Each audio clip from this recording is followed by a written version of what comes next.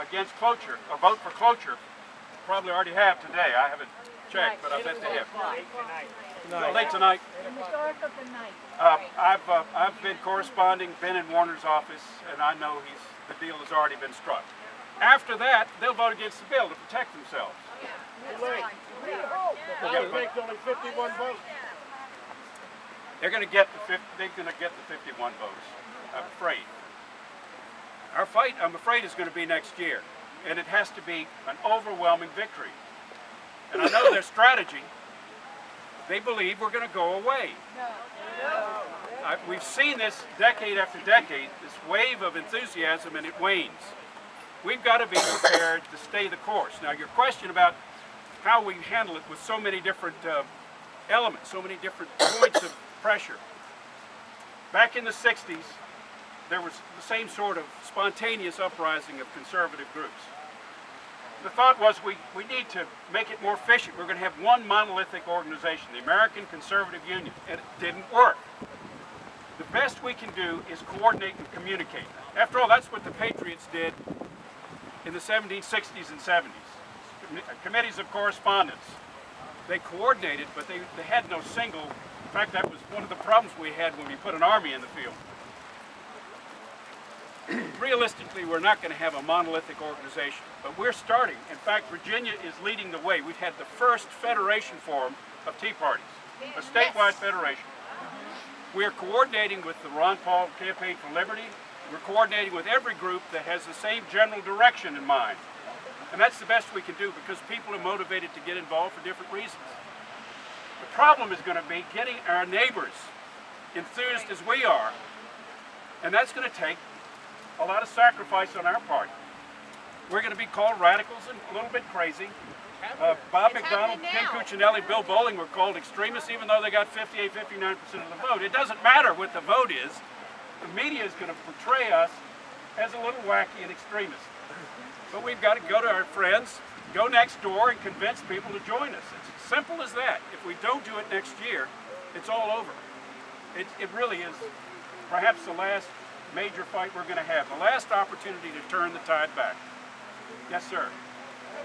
She's got the I got the megaphone. You've got the power. Yes. Tricia forwarded to you an email from my daughter who said, if Acorn can sue Congress, why can't the Tea Parties band together all over the country, raise funds, hire you, whoever, to sue Congress on our behalf for what they're doing? Also, real quick, besides that, the money that Harry Reid is giving to Louisiana and other places, to me that is bribery when they take that money. Isn't that against the law? It is bribery. They're taking our tax dollars and bribing these people for their votes. Extortion. On the floor. Well, this has been going on, unfortunately, since the first Congress. We need to do something about Remember it. the story about Davy Crockett who resigned because he wasn't sent to Congress to take money from one man's pocket and give it to somebody else. Well, that's unfortunate and part of our tradition. It's a corrupt tradition. My daughters were arguing about which city was the most corrupt in America, whether it was Chicago or New Orleans. I insist it's Washington. That's right. Yes, sir. And I don't always agree with Doug Wilder, but he said in 1991 there are only two parties in the country. It's the party of Washington and the rest of us. One of the things that we need to do is shut it down for half a year at least. Make them go home and live among us.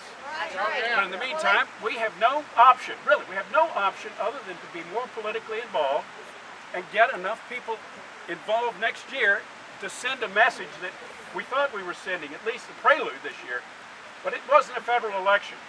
Next year is when the marbles are on the table. We've got to do it, and starting right now. And both political parties are going to be resisting that move, believe me.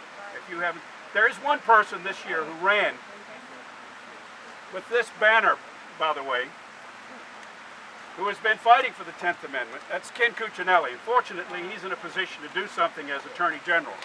And encourage us. He can do things with other Attorneys General that we can't do as citizens for a lot of technical procedural reasons. I think you need to get in touch with him. I'm a co-chairman of his transition, but get in touch with him and let him know you're standing behind him. Let him know that. And that's where the force is going to come. It's going to come from resolved, committed attorneys general who are prepared to do some things that are conscientious, but against the mainstream. I have it. Hi, my name is Kristen Cooper.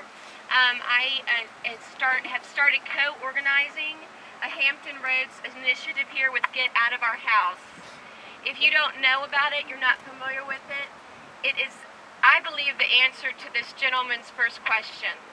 I believe in supporting our conservative Republican candidates. They're awesome. Thank you, Scott, and the others who spoke. But this GO initiative is about allowing us, the average taxpayer, to be in the driver's seat of electing our representatives from the very beginning and electing us, average Joe folks, who have common sense and who care about the freedom of our nation. So I encourage you to check out www.gooh.com.